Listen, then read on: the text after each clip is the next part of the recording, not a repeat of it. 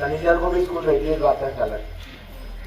दूसरा ये कि जो भी प्रोग्राम्स होंगे हर प्रोग्राम में बढ़ चढ़कर हिस्सा ले, नहीं भी हिस्सा ले रहे तो स्कूल में हाजिर रहे और एंजॉय करें।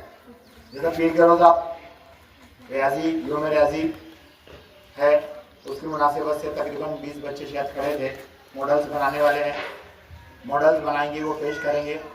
आप लोग हाजिर रहें, देखें, कोशिश करें और हर इवेंट में, हर एक्टिविटी में हर बच्चा, जैसे अभी रोशन साहब ने भी कहा कि पूरी लड़कियों ने जो है तकरीबन हिस्सा लिए